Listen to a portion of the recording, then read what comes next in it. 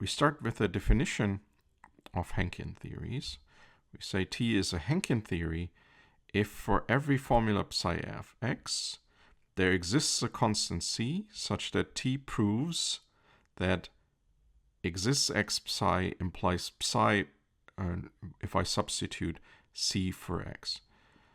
So the T has to be strong enough to supply us witnesses to existential statements.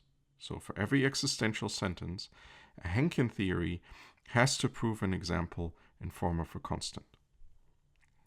So usually theories will not even have enough symbols to be Henkin theories, right? Because we need these constant symbols before everything to have to be a Henkin theory. But maybe we can extend a given theory to a Henkin theory. Of course, if we want to do that, we also have to worry about what do we actually add. Do we make this theory actually too powerful? So we have to keep in mind what do we actually, or what are we able to prove from such a theory if we extend it to a Henkin theory. So what would such an extension look like? Well, the first thing, if we just want to try and do it very naively, we could just add for every sentence, existential sentence of this form, a new constant symbol, right? We just throw this into a language. We extend our language first, right? We add a new constant symbol c sub sigma, right? And it has to be new, so it did not occur in L before, right? And so we take L and then we add the new constant symbols, and one symbol for each sentence of this form. And now that we have the symbols, we can actually form the Henkin axioms, right, to make our theory a Henkin theory. So we collect those in a set gamma, right? So the gamma will consist of all formulas of this form. There exists x psi of x, implies psi c sigma, right? That constant, right? Plugged in for x. And then finally we add our axioms to the theory to get a new theory T prime.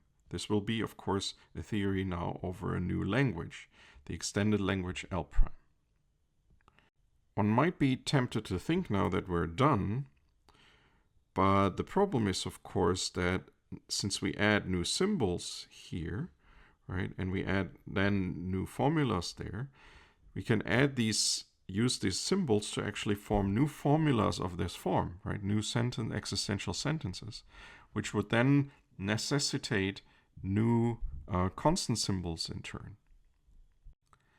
So as we observed, T prime is not necessarily Henkin theory, since the new constants lead to new sentences for which we will need new Henkin constants. So what do? Well, we iterate the whole extension process. We start with L and T, right? And then at the step n+1, we just take the extension of the language first by the constant symbols, always adding new constant symbols that have not been used in Ln, right? And then take the Henkin extension for that particular theory Tn, right, to give us Tn+1. And then in the final step, we throw all of these languages together in one big language and all of these theories together in one big theory, T sub h. So now after iterating this whole process, we obtain this theory T sub h. And for this, it's not hard to show that this is actually a Henkin theory. You should, of course, verify this yourself. Take a few moments, but if you look at the definition and the process, how T sub h was defined, you will see that it's pretty straightforward to show that it's a Henkin theory. Also, here, if L is a countable language, so is the extended Henkin language L sub h. The most important property, besides this being Henkin, is then another property, property 2 here, namely this TH should not be more powerful than our original T in terms of what it can prove. Right? In particular, it should not be inconsistent. So if t is consistent, then t sub h should also be consistent. And one can actually show that in terms of provability, th is not more powerful at all. It is what is called a conservative extension of t. That means for every L formula, so for every formula in the original language L, right, this formula can be proved from the new extended theory T sub h in the new language, the extended language L sub h. That means we have more axioms available now, logical axioms. But this is true if and only if T already, the original theory T, proves phi within the original language L. So this fact here does not seem clear at all. Right? In particular, this direction here, from here to here, because first of all, th has more formulas than t, definitely, but it also can use the framework of the extended language. So it also has access to more axioms, because those logical axioms that we can build from the additional symbols in L sub h. So there we have to actually have some work to do. And for this proof of 2, we first look at some basic facts about extension of theories in general. Namely, assume we have a language L prime that extends a language L. Then it holds that for any L theory T, so any T over the basic language L, and any phi, it holds that T proves phi over the extended language L prime, meaning it can potentially use more powerful axioms, right, that arise from the use of more symbols in L prime, right? But this is actually T proves phi within this extended language L prime, if and only if it already proves it over the old language, the original language L. So in words, if we only extend a language without adding new axioms, right, to our theory T, right, then we cannot prove any additional formulas. A semantic proof of this is easy. So we've actually already seen this when we talked about structures and semantics, right? There we simply worked with reducts and expansions of structures. So we noted that we have an L prime structure by restricting it to the symbols that actually occur in L, right? We obtain an L structure.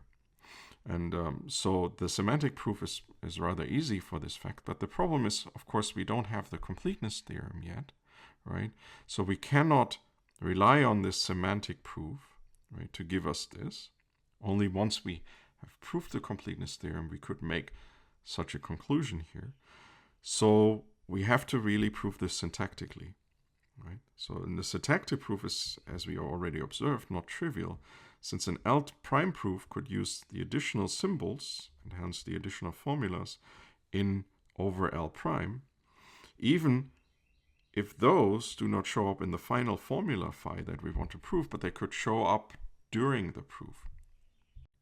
In the following, I'll go over the basic ideas to prove this fact about extension of languages, right, with respect to provability.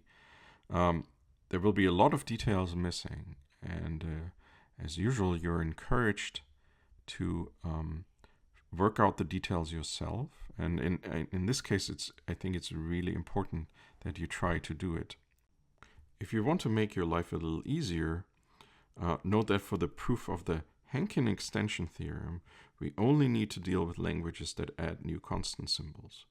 So you may discard the cases where your extended language L prime here contains relation or new function symbols, because if you're only interested in the Henkin case here, we only added constant symbols to our language.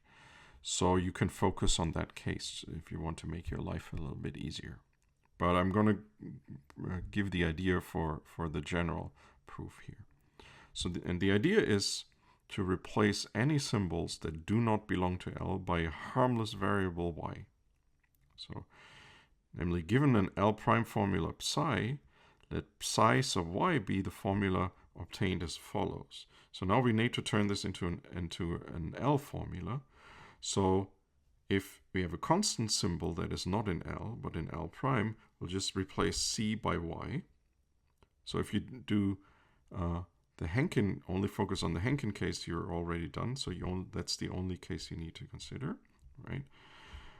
Well, if we have a function application here, we just replace all of that function term here by y2. And if we have a relation symbol, right, a relation atomic formula, we just replace this by the formula y equals y. So very harmless indeed looking.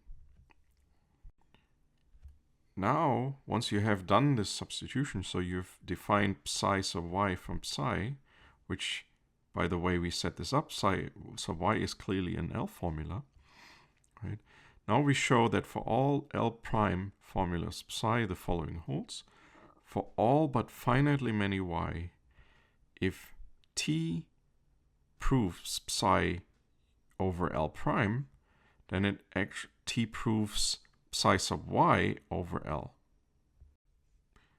Now, once you've done this substitution, so once you've defined for every L prime formula psi an L formula psi sub y, and it's not hard to see that psi sub y is indeed an L formula, right? You go on and show that the following holds. For all but finitely many y, and you do this for every psi, for all but finitely many y, if T proves psi over L prime, then T proves psi sub y over L. And then if you note that for L formulas psi is actually equal to psi sub y, because we don't have to do any of those substitutions there, right? This is sufficient. This is precisely what we want to do then, right? And you prove this fact star here, right, by induction on the length of a proof. And recall, if you're only interested in proving two of the extension theorem for Henkin theories, you can assume that the only new symbols are constants. Otherwise, you have to deal with a few more cases. But you should definitely try both. Now that we are equipped with this result about provability from theories with respect to extension of languages and only extension of languages, right, we can now prove this fact 2 here, namely for every L formula phi, so for every formula in the basic language, this formula is provable over the extended Henkin language from the extended Henkin theory, if and only if phi is already provable from T over the original language, L. So the way you do this is that you show that if you can prove phi over L sub h from T sub h, so from the Henkin theory, then you can prove it from the original theory over the Henkin language. And then apply the previous result about extensions of languages, because then we know that if we can prove something from phi from the theory T over the Henkin language, then we can already prove it over our original language. So this property plus here, right, is actually the crucial fact of the proof of the existence of a Henkin extension.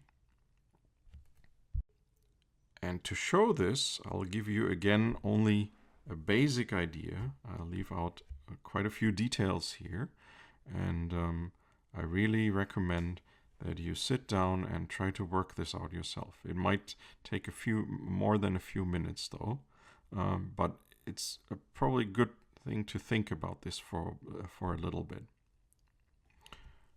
So let's assume that we can prove phi over L sub h from T sub h.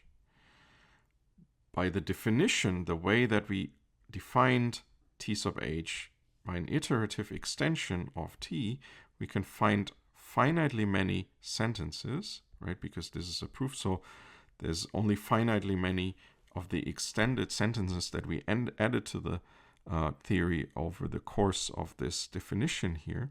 There exist finitely many sentences, sigma sub I, and each of them are the form of those Henkin extension witnesses, right? Such that T proves over LH the conjunction of the sigma I implies phi.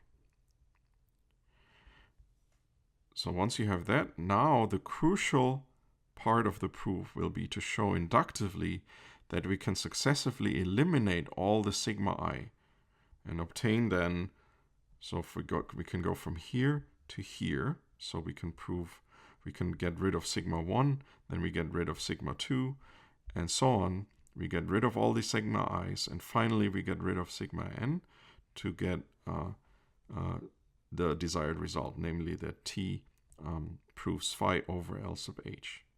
Right? The process is similar for each of these steps here, so essentially you just need to figure out how to get from here to here. It's not many steps, but there's one little trick in there that might prove a little difficult. But give it a try.